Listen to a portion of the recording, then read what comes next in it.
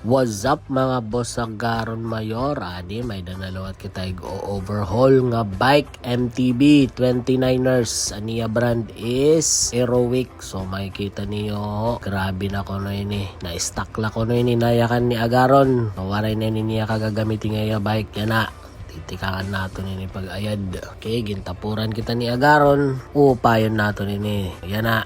Adi na namon master mechanic ni Mr. Henrik Velasco. Kung gusto niyo magpaayad, pakadila ka mo. Grabe niya mag-ayad. Diri ko din niya naundang. Pag diri naayad, tapos diretso gapit niya gindilimpyuhanin mo pay. Labi na kung napa-overhaul ka mo. So yan na, gintanggal niyan wheel. Nakita niyo may bari nga spring. So diri nato ni tig-charge si sir nga spring. Kay may dakita didi extra.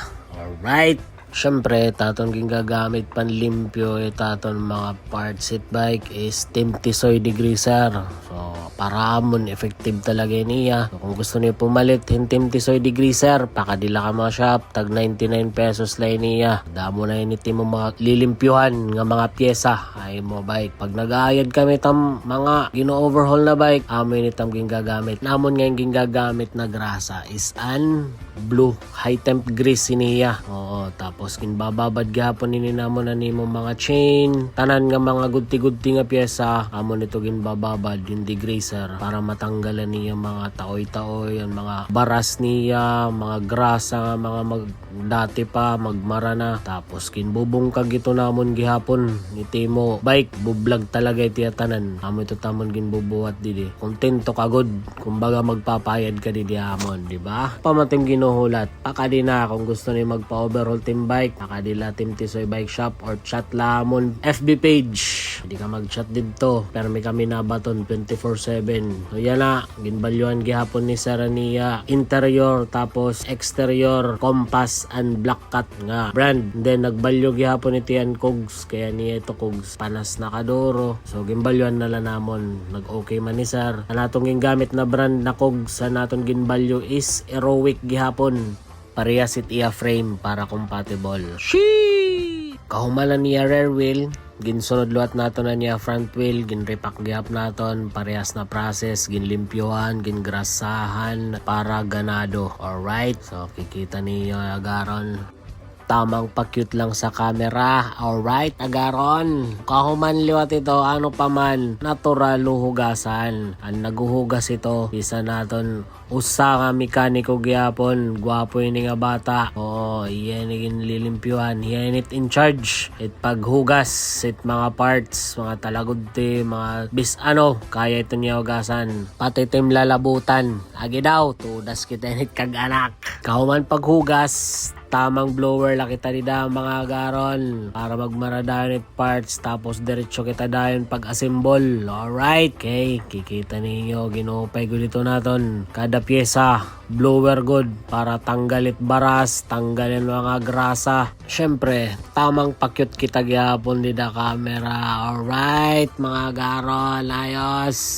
Syempre, kahumanan wheelset, igsunod luwat nato na niya headset. O, ginrepack gyap nato na niya headset, gingrasahan naton, ginlimpyuhan, ginbalyuhan naton gyapan niya bearing. Kay panas na mga bulitas, nakikita man ninyo, ginupay talaga naton pag-aya di tiya bike, ginuusa-usa naton, ginkikita naton kung anot guba, anot mga baralyuan. So yan na, ginsunod luwat naton na niya crank, aton gya piniginabrihan, ginkita naton na niya bottom bracket, kung okay pa, aton gya pinigin repack. Tapos gingamitan in high temp na grasa. Kahuman pag repaktanan, syempre washingan gihapon nato na niya frame. Oo, amoy taton last nga ginbubuhat, ginwawashingan nato it frame. Kahuman naton malimpyanan frame, itawad na nato ng mga cable hose, cable shifter para mabugos na nato ng bike. Tapos gimbalyon ngayon namo na niya cable brake, aniya hydraulic hose na ngat-ngat ko noan ayam.